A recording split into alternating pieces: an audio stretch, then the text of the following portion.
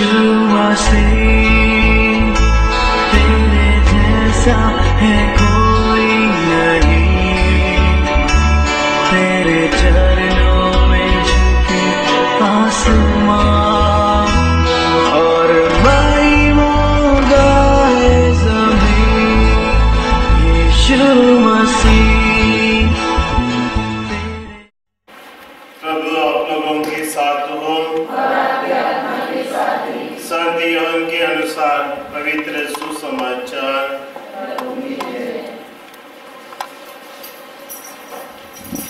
वह पास्का पर्व का पूर्व दिन था।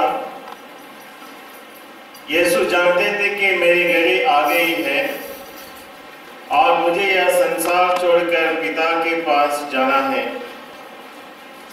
वह अपने शिष्यों को, जो ये संसार में थे, प्यार करते आए थे और अब अपने प्रेम का सबसे बड़ा प्रमाण देने वाले थे। शैतान ब्यारे के समय तक सिमोन इस्करियोती के पुत्र यूदास के मन में यीशु को पकड़वाने का विचार उत्पन्न कर चुका था। यीशु जानते थे कि पिता ने मेरे हाथों में सब कुछ दे दिया है। मैं ईश्वर के यहाँ से आया हूँ और ईश्वर के पास जा रहा हूँ। उन्होंने भोजन पर से उठकर अपने कपड़े उतारे और कमर में अंगोछा बांध लिया। तब वह परात में पानी भरकर अपने शिष्यों के पैर धोने और कमर में बंधे अंगोछे से पोंछने लगे। जब वह सिमोन पेतरुस के पास पहुंचे तो पेतरुस ने उनसे कहा, प्रभु आप मेरे पैर धोते हैं? यीशु ने उसे उत्तर दिया, तुम अभी नहीं समझते कि मैं क्या कर रहा हूं, बाद में समझोगे। पेतरुस ने कहा, मैं आपको अपने पैर कभी नहीं धोने दूंगा। यीशु ने उसे उत्तर दिया, यदि मैं तुम्हारे पैर ना धोऊं तो तुम्हारा मेरे साथ कोई संबंध नहीं रह जाएगा। इस पर सिमोन पेतरुस ने उनसे कहा, प्रभु तब तो मेरे पैर ही नहीं मेरे हाथ और सिर भी धोइए। यीशु ने उत्तर दिया, जो स्नान कर चुका है उसे पैर के सिवा और कुछ भी धोने की जरूरत नहीं, वह पूर्ण रूप से शुद्ध है। तुम लोग शुद्ध हो परंतु सबके सब नहीं। वह जानते थे कि कौन मेरे साथ विश्वासघात करेगा, इसलिए उन्होंने कहा, तुम सबके सब शुद्ध नहीं हो। उनके पैर धोने के बाद वह अपने कपड़े पहनकर फिर बैठ गए और उनसे बोले, क्या तुम लोग समझते हो कि मैंने तुम्हारे साथ क्या किया है? तुम मुझे गुरु और प्रभु कहते हो और ठीक ही कहते हो, क्योंकि मैं वही हूँ। इसलिए यदि मैंने प्रभु और गुरु होकर तुम्हारे पैर धोए हैं तो तुम्हें भी एक दूसरे के पैर धोने चाहिए। मैंने तुम्हें उदाहरण दिया है, जैसे मैंने तुम्हारे साथ किया है वैसा ही तुम भी किया करो। प्रभु का पवित्र सुसमाचार है।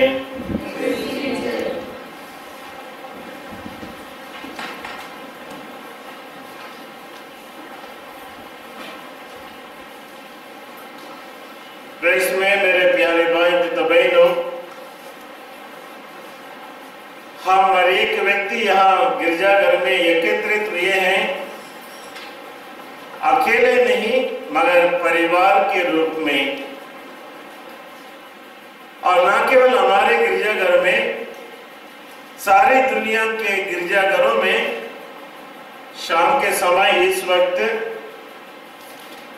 इसी मतलब के लिए लोग एकत्रित होते हैं, प्रभु भोज की स्मृति मनाने के लिए। और प्रभु यीशु हमारे बीच में उपस्थित है। हालांकि हम अपने आंखों से उन्हें नहीं देख सकते हैं, मगर हमारे बीच में उपस्थित है। और जैसे उन्होंने प्रेरितों को निमंत्रण दिया, बुलाया, वैसे आज हम सबों को भी बुलाते हैं इस प्रीति भोज में या प्रभु भोज में भाग लेने के लिए। जैसे लूकस के सुसमाचार अध्याय 22-15 में हम पढ़ेंगे, लूकस 22-15, किस प्रकार प्रभु यीशु प्रेरितों को निमंत्रण देते हैं।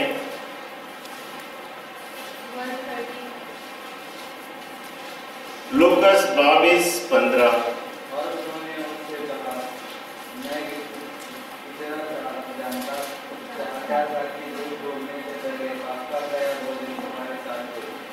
यीशु ने उनसे कहा, बोलिए,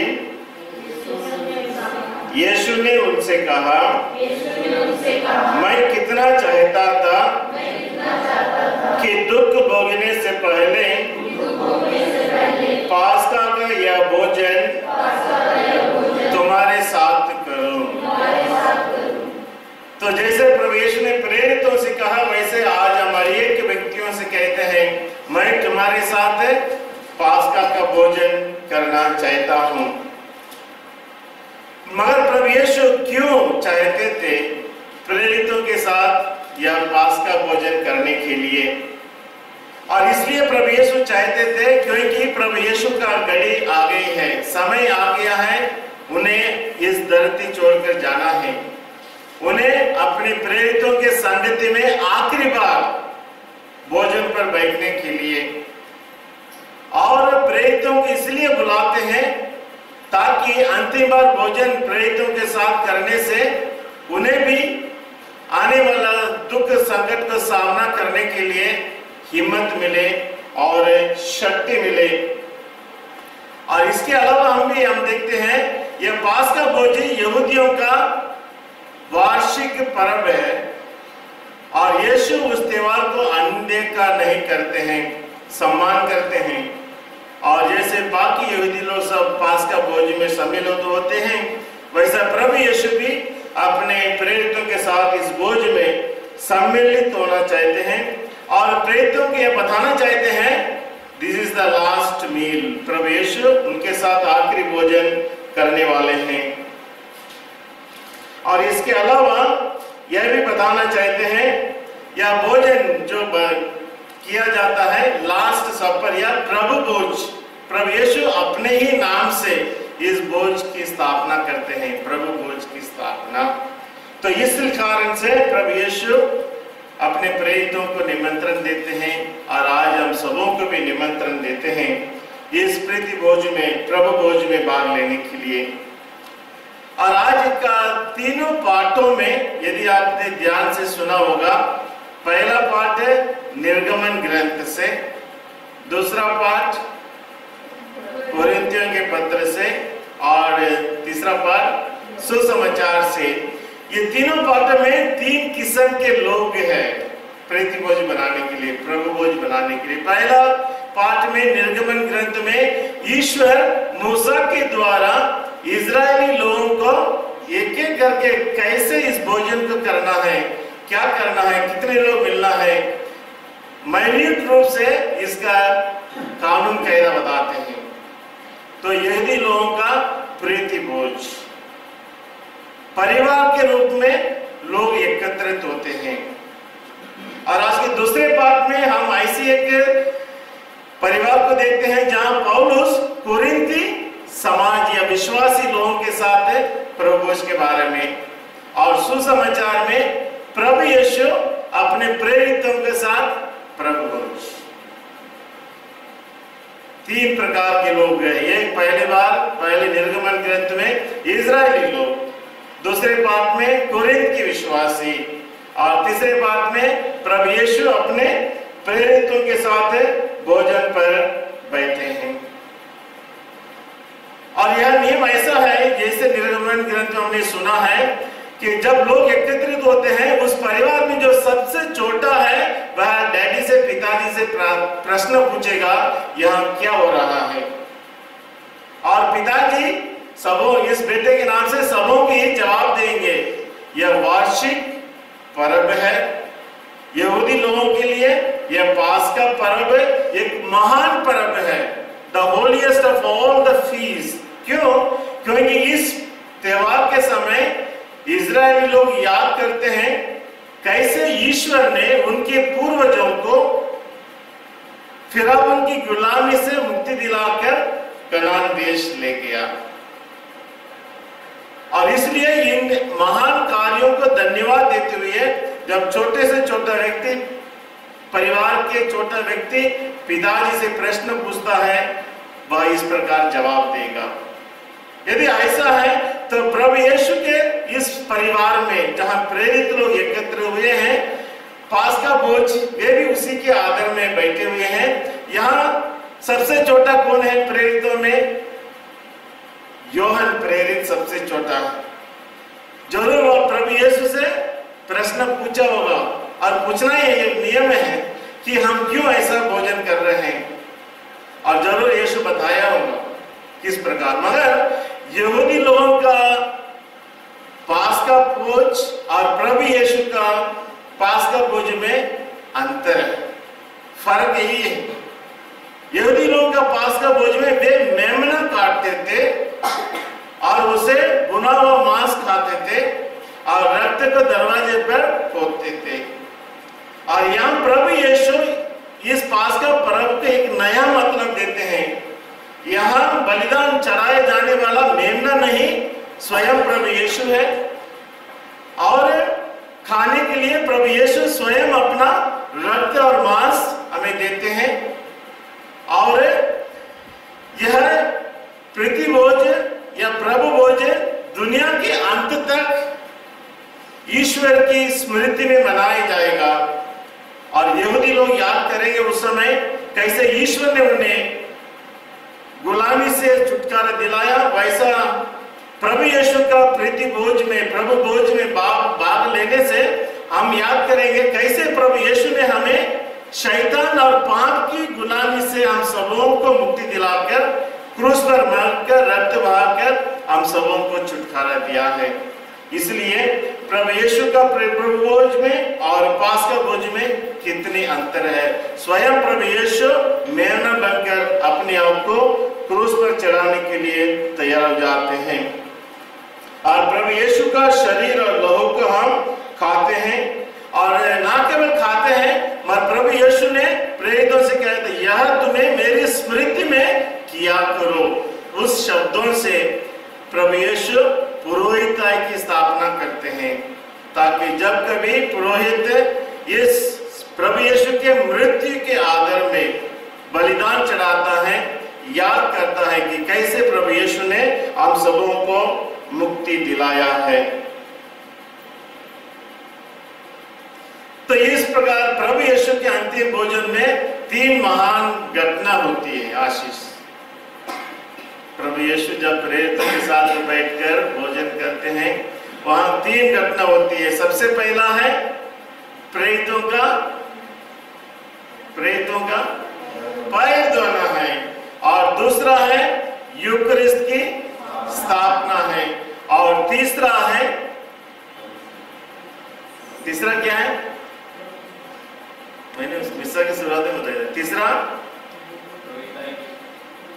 यूकरिस्ट प्रोहिताई दोनों एक साथ आ गया। पैर धोना, यूकरिस्ट की स्थापना, और तीसरा कासिमीर। मैं तुम्हें एक नई आज्ञा देता हूं, यह न्यू कमांडमेंट, जैसे मैंने तुम्हें प्यार किया वैसा तुम भी एक दूसरों को। ये 3 महान कार्य होते हैं। आशीष दोहराओ। पहला प्रेरितों का पैर धोना, साफ सुथरा बोलो, प्रेरितों का पैर धोना, और दूसरा है परम प्रसाद की स्थापना, नहीं तो यूकरिस्ट की स्थापना, और तीसरा है एक नई आज्ञा या new commandment to love one another, एक दूसरों को प्यार करने का एक नया नियम। आई कि नहीं सुनीता? तेरेसा भाई, कौन सा 3 बातें हैं प्रभु यीशु आज के पास्का भोज में, प्रभु भोज में करने वाले हैं?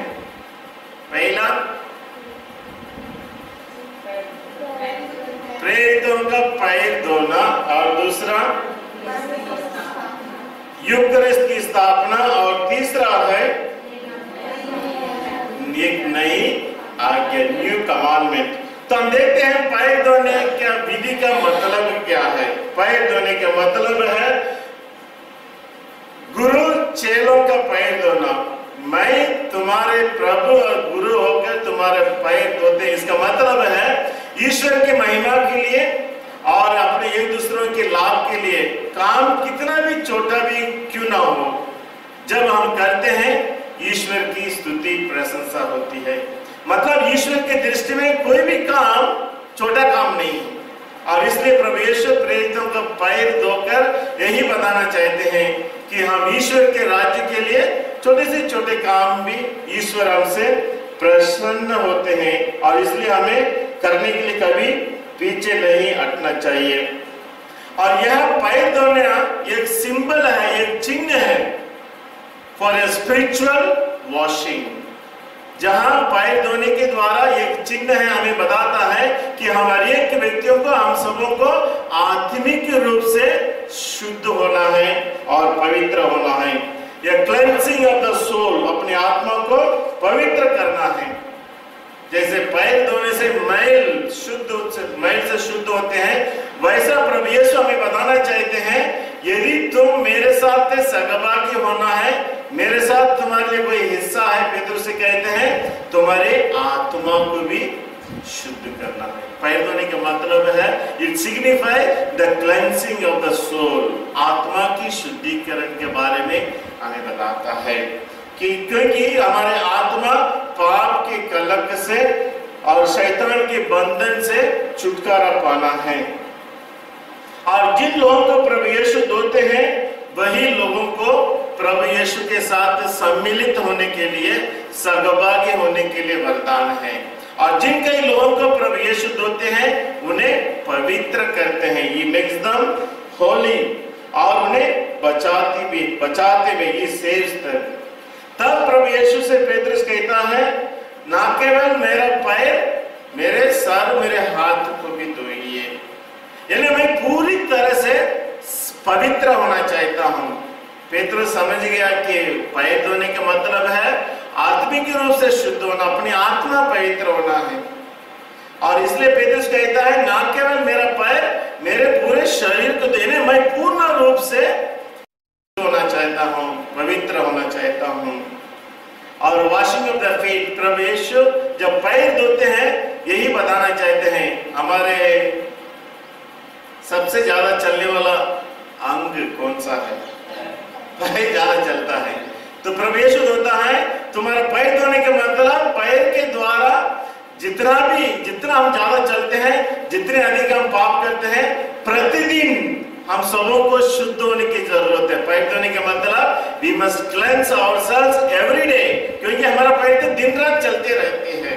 यानी प्रतिदिन हम सबों को आत्मिक रूप से शुद्ध होने की जरूरत है। और इसलिए प्रभु यीशु पैर धोकर यही बताना चाहते हैं कि मैं प्रभु और गुरु होकर तुम्हारे पैर धोए हैं, तो तुम भी एक दूसरों को नम्रता के साथ सेवा करनी चाहिए, नम्रता के साथ एक दूसरों को क्षमा करना चाहिए। और पैर धोने का मतलब एक नम्रता की प्रतीक है। और इसलिए जब तक हम नम्र नहीं बनेंगे, एक दूसरों की सेवा हम कभी कर नहीं पाएंगे। जब हम नम्र नहीं बनेंगे, एक दूसरों को क्षमा नहीं करेंगे। यदि हम नम्र नहीं बनाएंगे, एक दूसरों को हम अपना नहीं सकेंगे। और प्रभु यीशु नम्र बनकर सबों को शुद्ध करते हैं, पवित्र करते हैं, क्षमा करते हैं। इसलिए हम भी प्रभु यीशु के समान नम्र बनने की जरूरत है, एक दूसरों को अपनाने की जरूरत है, एक दूसरों को क्षमा करने की जरूरत है। आगे चलकर हम देखेंगे योहन 13:34 में, जॉन 13:34।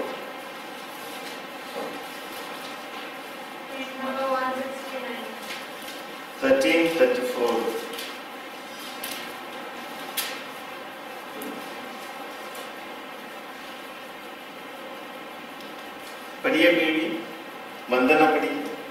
मैं तुम लोगों को एक नई आज्ञा देता हूँ, तुम एक दूसरे को प्यार करो। जिस प्रकार मैंने तुम लोगों को प्यार किया, उसी प्रकार तुम भी एक दूसरे को प्यार करो। यस, आगे पढ़िए। यदि तुम एक दूसरे को प्यार करोगे, तो इसी से आज पहला कार्य किया पैर धोने का। पैर धोने का मैंने समझाया है, ना केवल शारीरिक रूप से शुद्ध होने की मगर आत्मिक रूप से शुद्ध होने की, और हम सबों को नम्र बनने की जरूरत है। और दूसरा है मैं तुम्हें एक नई आज्ञा देता हूँ। इसलिए यीशु कहते हैं, आप लोग इस वचन के मेरे बात दोहराइए, मैं तुम लोगों को एक नई आज्ञा देता हूँ, तुम एक दूसरों को प्यार करो। जिस प्रकार मैंने तुम लोगों को प्यार किया उसी प्रकार तुम भी एक दूसरों को प्यार करो।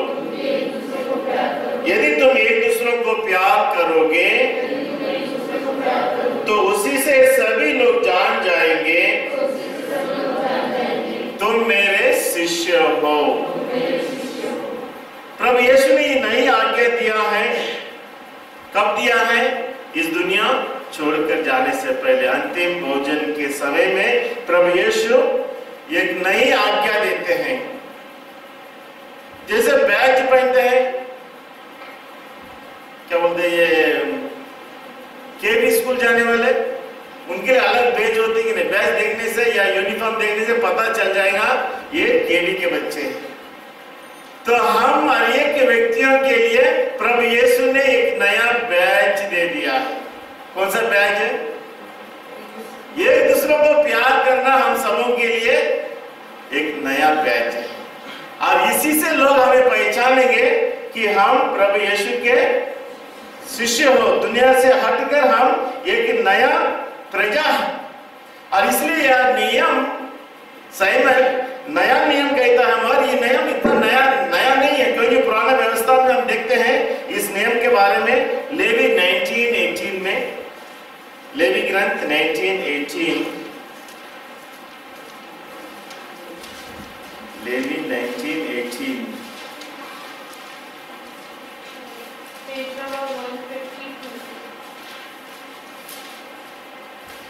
लेवी 19:18।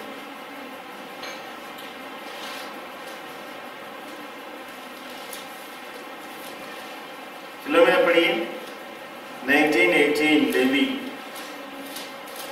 तुम ना तो बदला लो और तुम ना तो बदला लो और ना अपने देश भाइयों से मन मुटाव रखो। अपने देश भाइयों से मन मुटाव रखो। तुम अपने पड़ोसी को अपने समान प्यार करो। तुम अपने पड़ोसी को अपने समान प्यार करो। इसलिए ये नियम कोई नया नियम नहीं है, पुराना नियम है। पुराने व्यवस्था में हम ऐसा ही देखते हैं, एक दूसरों को प्यार करो, एक दूसरों से मन मुटाव मत रखो।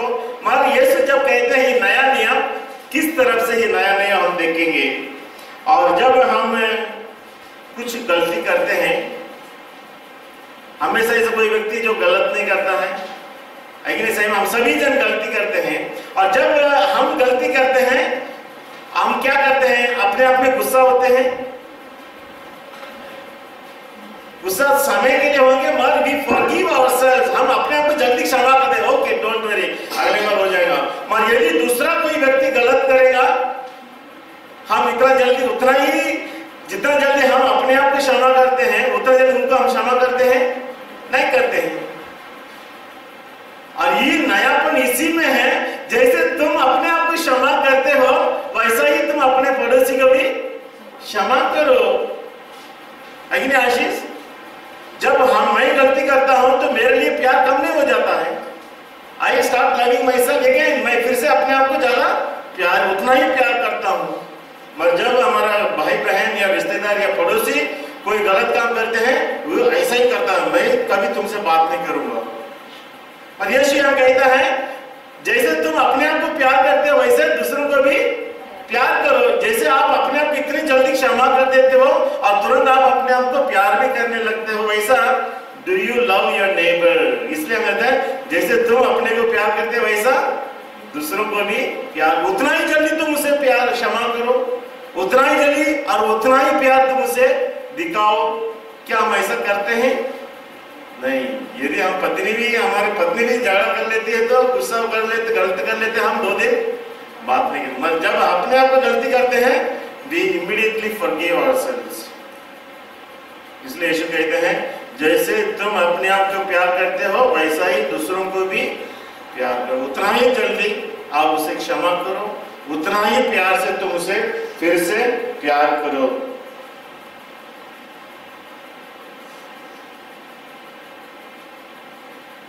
और यह नियम नया, ये न्यू हुक्म नया कमांड है। न्यू हुक्म इसलिए है, इसके पहले ऐसा कोई ग्रुप के लोग नहीं थे जिनको इससे पहचाना जाता था। जैसे कि समझ लो पुलिस लोगों का पहचानते हैं उनके ड्रेस से। मध्य प्रदेश का पुलिस अलग ड्रेस है, महाराष्ट्र का पुलिस अलग ड्रेस है कि नहीं? और दूसरे लोगों का ड्रेस ले लो, बच्चों का अलग अलग, अलग अलग यूनिफॉर्म से है। तो वैसा हम क्रिश्चियन लोगों का पहचान इसी में है, बैच इसी में है, जब हम एक दूसरों को प्यार करते हैं। और प्यार कैसे करते हैं? जैसे हम अपने आप को प्यार करते हैं उतना ही प्यार हम अपने पड़ोसी को भी करना है। दिस इज द न्यू नियम। ऐसा कोई व्यक्ति नहीं है, ऐसा कोई जाति के लोग नहीं है जिनको इस प्रकार यह प्यार का कानून दिया हो। Is only for Christians. हम क्रिस्तियों के लिए प्रभु यीशु के आदेश है, और इसलिए हमारा पहचान अपने कपड़ों से नहीं, हमारा क्रिस्ती लोगों का पहचान अच्छे अंग्रेजी बोलने से नहीं, हमारी पहचान हमारे पास धन संपत्ति घोड़े गाड़ी होने से नहीं। हमारे एक व्यक्तियों का पहचान है प्यार। और पहले क्रिस्तीय समुदाय के लोगों ने इस आज्ञा को बड़ी गंभीरता से लिया, द अर्ली क्रिश्चियंस। और इतने उन लोग आपस में एक दूसरों को प्यार किए, और अन्य धर्म के लोग देखकर बोलने लगे, देख ये कितने अच्छे एक दूसरों को प्यार करते हैं। तो इसलिए हमारा यह नया नियम प्रभु यीशु ने हम सबों के लिए, ये नया नियम इसलिए नया है क्योंकि हम सबों का पहचान है। वी मस्ट एग्जिबिट आवरसेल्व्स, हम अपने आप को दर्शाते हैं क्रिस्ती के रूप में प्यार करने से। इसलिए हमारे जीवन में यह अनमोल पहचान है। We should be known and loved because we are Christians, we love each other. हम एक दूसरों को प्यार करते हैं। ना केवल हम प्यार करते हैं उन्हीं लोगों को जो हमें अच्छा लगता है, मगर हमें उन लोगों से ज्यादा प्यार रखने चाहिए जो ज्यादा कमजोर हो, जो ज्यादा गरीब हो, जो ज्यादा अनपढ़ हो। जो ज्यादा कमजोर है उन्हें हमारे प्यार की जरूरत है, हमारी सेवा की जरूरत है। मगर हमारे प्यार अक्सर उन्हीं लोगों के पास जाते हैं जिसके पास है, जिसके पास है उसको और दिया जाता है, जिसके पास नहीं है और उसको, और हम उनसे दूर होने के लिए प्रयास करते हैं। नो, वी मस्ट लव उन लोगों को जो ज्यादा कमजोर है। आगे चलकर हम देखेंगे यूहन्ना 15:13 में, यूहन्ना 15:13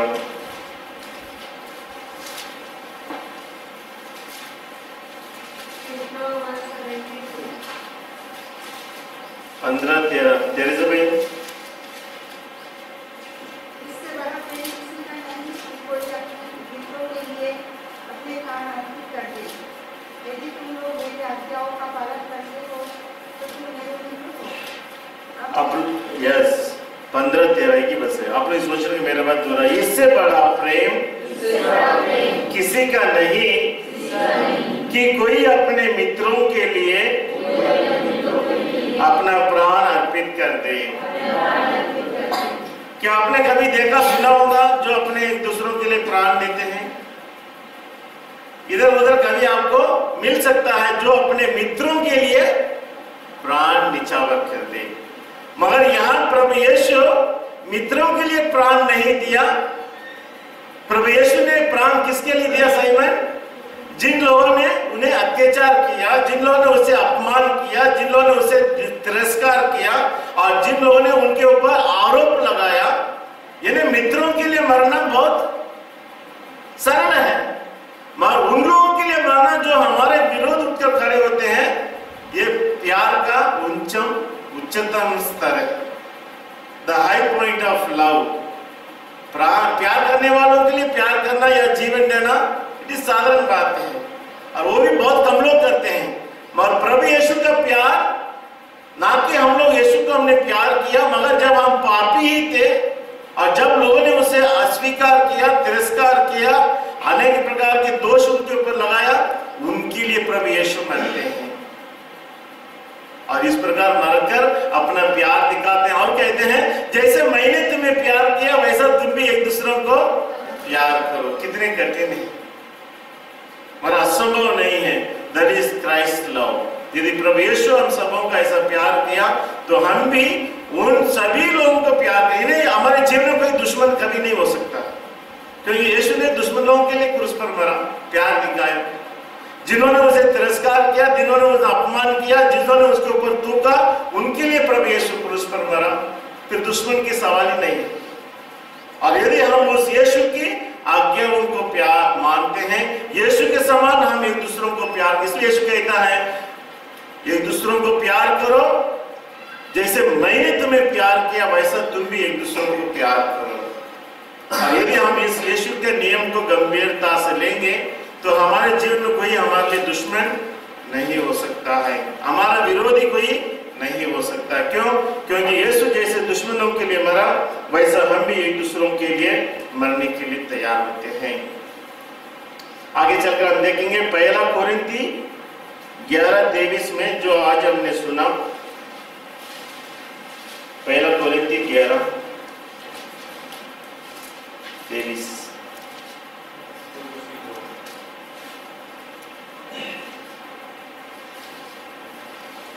पहला कोरिन्थी 11:23 में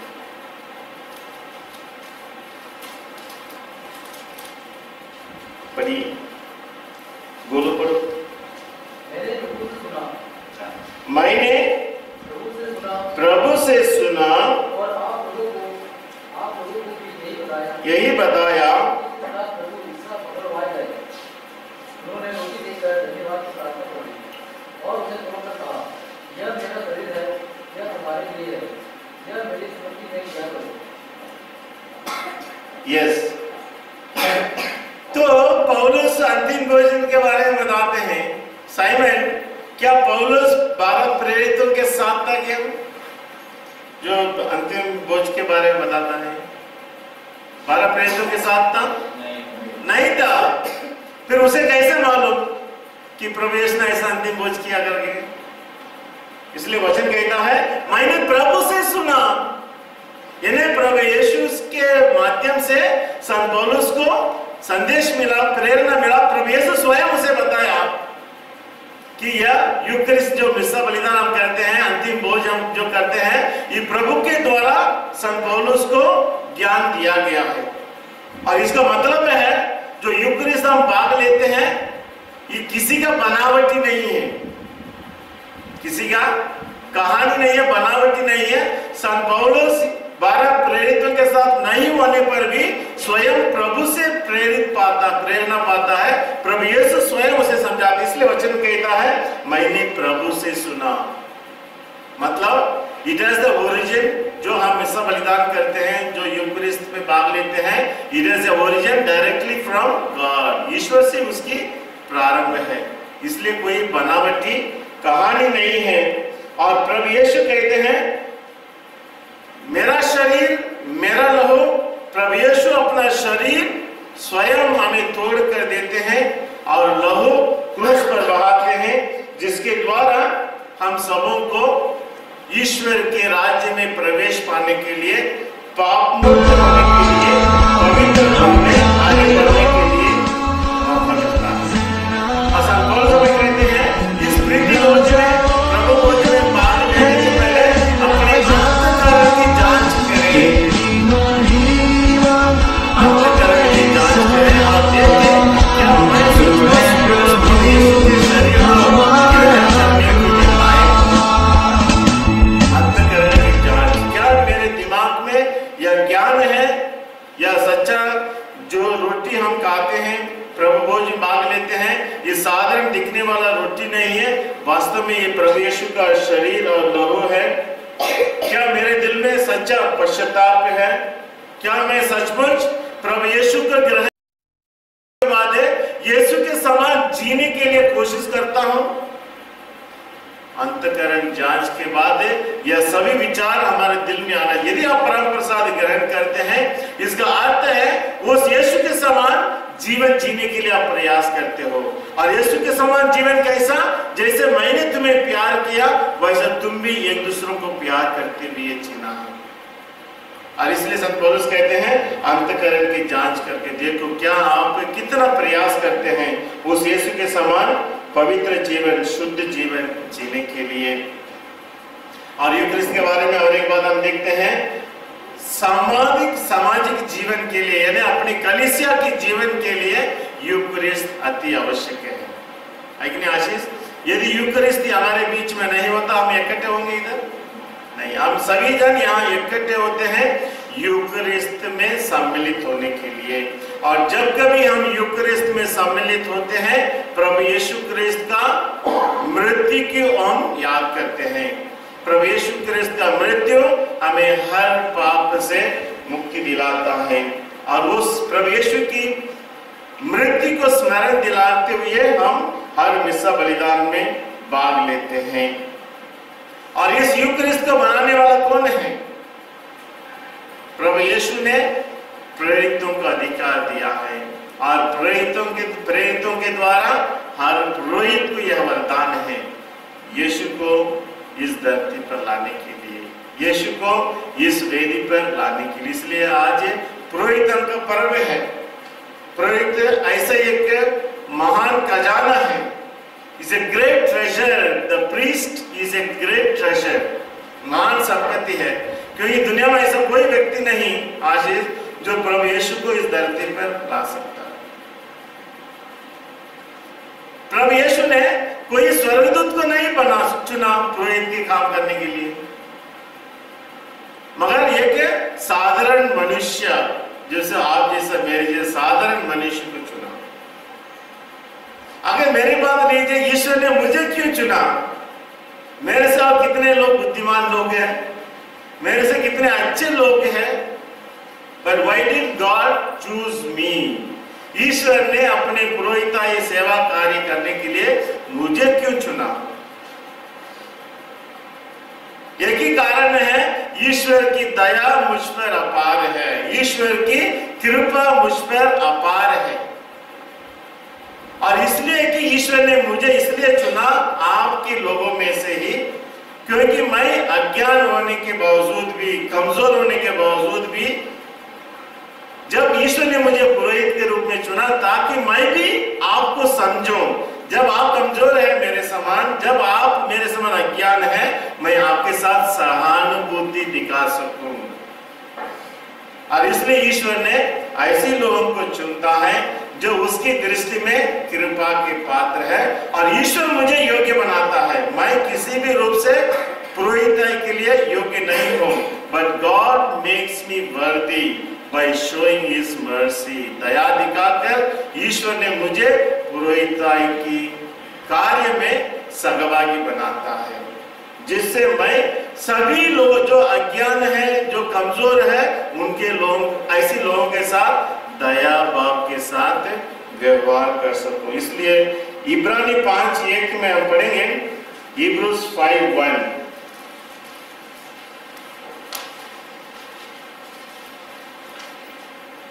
इब्रानी 5:1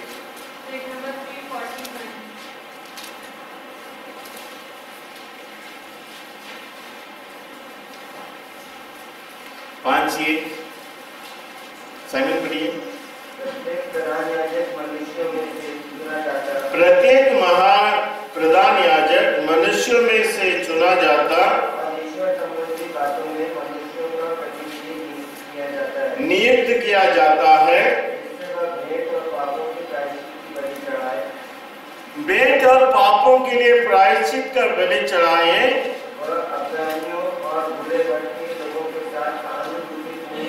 भूले भटके लोगों के साथ सहानुभूतिपूर्ण व्यवहार कर सकता है, क्योंकि यस पुरोहित भी आपके समान दुर्बलताओं में गिरा हुआ है। इसलिए मैंने कहा हर पुरोहित एक महान ट्रेजर, एक खजाना है, मगर ये खजाना कहाँ है? अच्छा लेदर बैग में है क्या? गिरने से भी नहीं टूटने के लिए, मगर मिट्टी के बर्तन में है। ये महान खजाना कहाँ है साइमन? मिट्टी के बर्तन में है। इसका मतलब है मिट्टी के बर्तन कभी भी आप कितना भी सुरक्षित रखने के लिए कोशिश करेंगे, कभी भी टूट सकता है। वैसा हर पुरोहित महान खजाना है जो ईश्वर को इस धरती पर ला सकता है। एट द सेम टाइम आपके समान वो भी कमजोर है, मनुष्यों के बीच में से वो चुना जाता है, ताकि जब कभी लोगों के बीच में ऐसी कमजोरी दिखाई देती है उनके ऊपर कूद ना पड़े, मगर सहानुभूति पूर्वक उनके साथ व्यवहार कर सकें। और इसलिए पुरोहित को चुनता है। और न केवल पुरोहित, ईश्वर संबंधी बातों में ईश्वर के ज्ञान, बाइबल के ज्ञान लोगों को देने के लिए ईश्वर उन्हें चुनते हैं।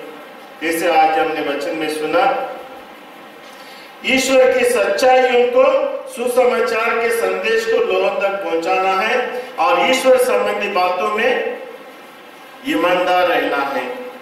और उत्पत्ति ग्रंथ 28:12 में पढ़ेंगे पुरोहित किस प्रकार की व्यक्ति है। जेनेसिस उत्पत्ति 28:12।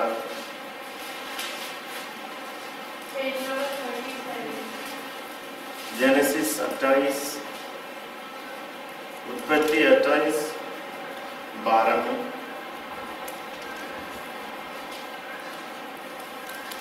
रेशमा पढ़िए।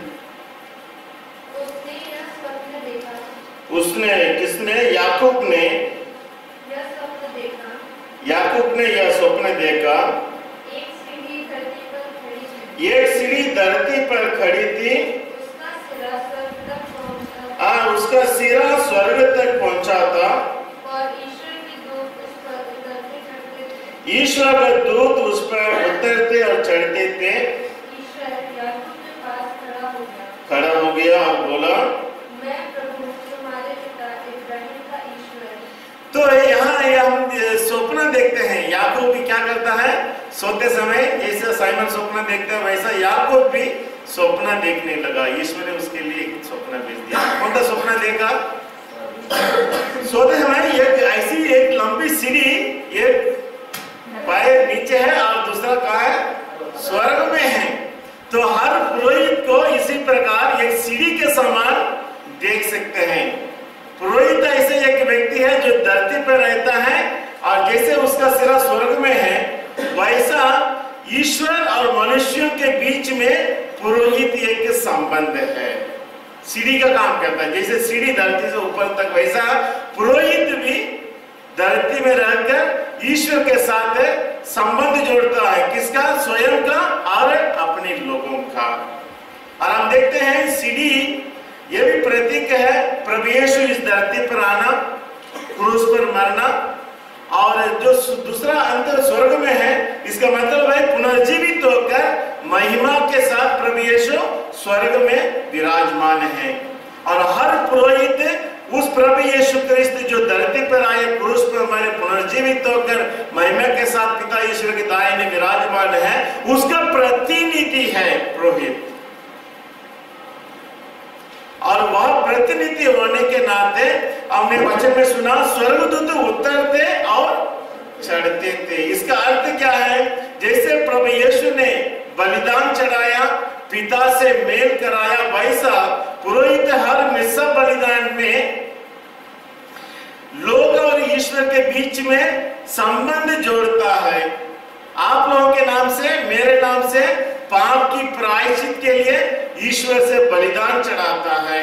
और यहां से आप लोगों की निवेदन को ईश्वर तक पहुंचाता है। जैसे स्वर्गदूत सीढ़ी से चढ़ ऊपर जाना और वहां से उतरना, इसका मतलब है पुरोहित अपने प्रार्थना के द्वारा, बलिदान के द्वारा स्वर्ग से, ईश्वर से अपनी प्रजा के लिए आशीष और कृपाएं धरती पर ले आता है। कितने सुंदर काम है पुरोहितों का। सीढ़ी बनकर, एक माध्यम बनकर लोगों के नाम से, स्वयं के नाम से प्रायश्चित के लिए बलिदान चढ़ाना और ईश्वर से अपने लोगों के लिए आशीष और कृपाएं मांगना है। इसलिए पुरोहित को वो सीढ़ी से तुलना की जाती है। जैसे याकूब ने स्वप्न में सीढ़ी देखा, स्वर्गदूत उतरते और चढ़ते थे, इसी प्रकार पुरोहित भी आप लोगों की प्रार्थनाओं को ईश्वर तक पहुंचाता है और वहां से आशीष और कृपाएं आपको लाकर देता है। और यह भी हम देखते हैं जब स्वप्न में याकूब को ईश्वर दिखाई देता है, स्वप्न में नींद ऐसा एक जगह है या ऐसा एक वक्त है साइमन, इंसान सोते जागते समय कितना भी मजबूत क्यों ना हो 10 जन को ऐसे मार के गिरा सकता है कि नहीं। काशी में जैसे लोग 10 जन में जाएंगे तो ऐसा करेंगे तो 10 जन, मगर इंसान जब सोते रहता है, जब इंसान सोते रहता है, एक छोटे सा बालक को और इतना बड़ा काशी में दोनों को तुलना करने से दोनों में कोई फर्क है, उतना ही कमजोर है। जैसे बालक कमजोर है उतना ही कमजोर है, कितना भी व्यक्ति बलवान क्यों ना हो, सोते समय he becomes helpless, है कि नहीं फिल्म ना। और जब ये हेल्पलेस हो जाता है, अपने आप में कुछ नहीं कर पाता है, उसी समय ईश्वर उसको दर्शन देता है। इसका मतलब क्या है? इसका मतलब यही है, ईश्वर हम सबों के जीवन में कार्य तब करेगा जब हमारे ईश्वर में हमारे जीवन में तभी आएगा जब हम याकूब के समान नींद में अपने आप को आई एम हेल्पलेस, मैं कुछ नहीं कर सकता करके ईश्वर पर निर्भर रहना। यदि हम में घमंड है, मेरे पास पैसा है, मेरे पास ताकत है, मेरे पास घोड़ी गाड़ी है, बंगला है, मुझे किसी की जरूरत नहीं, ऐसा बोलने से ईश्वर उसके पास आ सकता है? नहीं। ईश्वर उन्हीं लोगों के पक्ष लेता है जो व्यक्ति याकूब के समान सोते समय इस एब्सोल्युटली कोई भी जाकर उसे गलत दबा सकता है, इज हेल्पलेस। ऐसे जब हम अपने आप को ईश्वर के सामने पेश करते हैं, देन ईश्वर कम्स टू आवर एड, ईश्वर हमारी मदद के लिए हमारे पास आता है। और इसलिए हमें इस प्रकार अपने आप को समर्पित करने की जरूरत है। योहन 3:13 में हम पढ़ेंगे, योहन 3:13 में।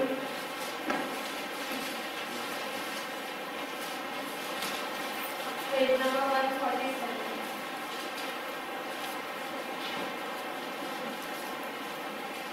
147। सिस्टर मेरी अभी तक बात नहीं पढ़ी आपने, सिस्टर मेरी पढ़ सकते हैं आप 3:13, योहन 3:13। आंख नहीं लिखते हो, ओके,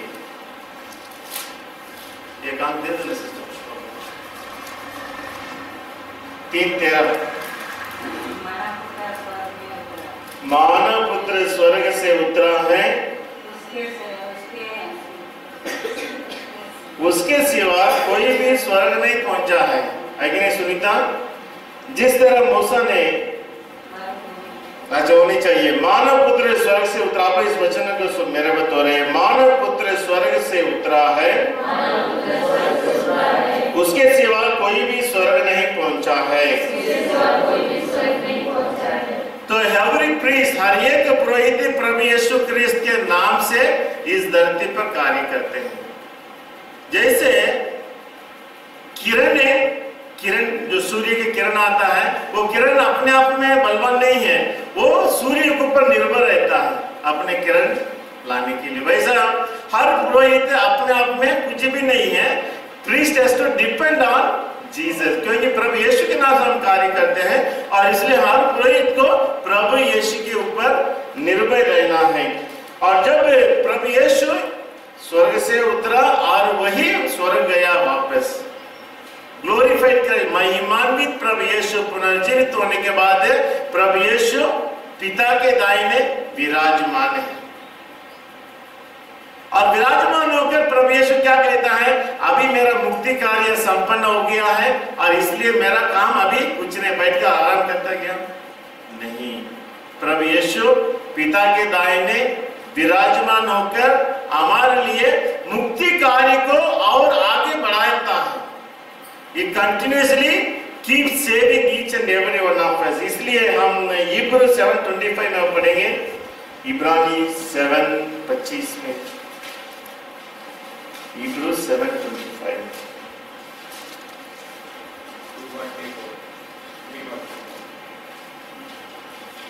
इब्रानी 7:25।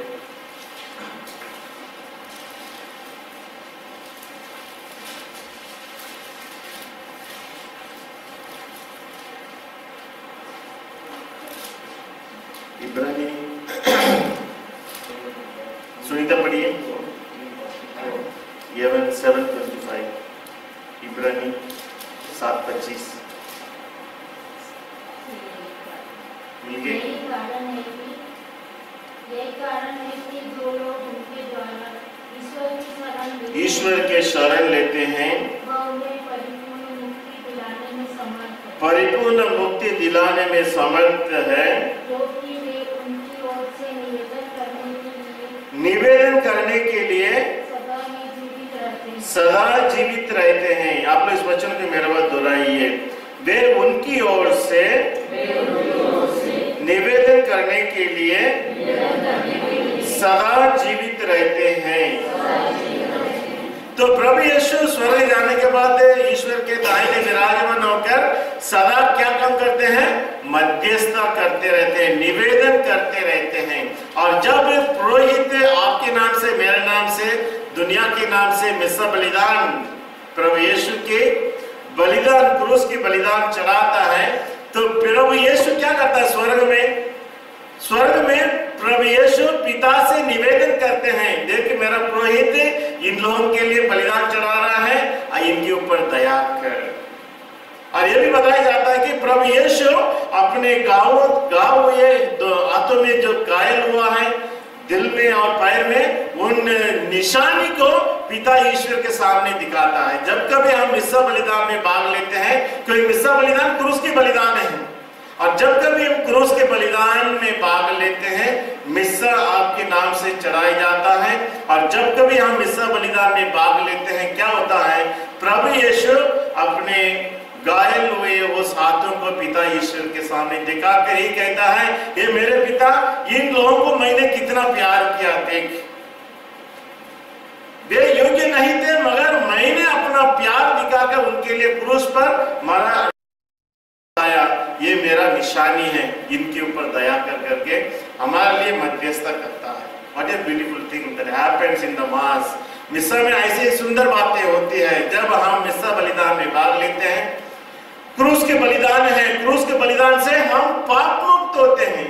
इसी प्रकार जब कभी हम मिस्सा बलिदान में भाग लेते हैं, हम पाप मुक्त होते हैं, और पाप की मुक्त होकर जीने के लिए हमें शक्ति और कृपा मिलती है, क्योंकि वहां प्रभु यीशु पिता से निरंतर सदा जीवित है और हमारे लिए मध्यस्थता करते रहते हैं।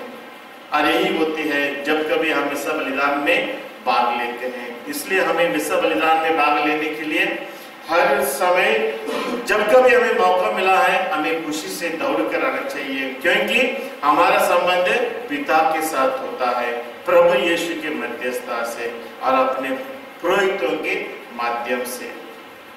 इसलिए प्यारे भाई तो बहनों, आज यह सुंदर दिन के लिए हम ईश्वर को धन्यवाद देते हैं।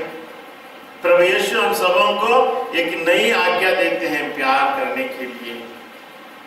प्रभु यीशु पैर धोकर हम सबों को एक आदर्श रखते हैं एक दूसरों की सेवा करने के लिए। और यूकरिस्ट स्थापना द्वारा प्रभु यीशु हम सबों को यही बताना चाहते हैं, मेरे लोग, मैंने तुम्हारे लिए कितना मरा, कितना तकलीफ उठाया, क्रूस पर मरा। इस घटना को अभी कभी भूलना नहीं चाहिए। और इसलिए हर मिस्सा बलिदान हमारे लिए यह स्मरण दिलाता है कि प्रभु ने मुझे कितना प्यार किया है। इस सुंदर वरदान के लिए हम धन्यवाद देते हुए आइए हम प्रार्थना करें। हे सर्वशक्तिमान दया सागर पिता, आज की सुंदर दिन के लिए हम आपको धन्यवाद देते हैं, क्योंकि आपने प्रभु यीशु क्रिस्त के द्वारा अंतिम ब्यारी के समय प्रभु यीशु के पैर धोकर हम सबों को नम्रता का, सेवा का पाठ सिखाया।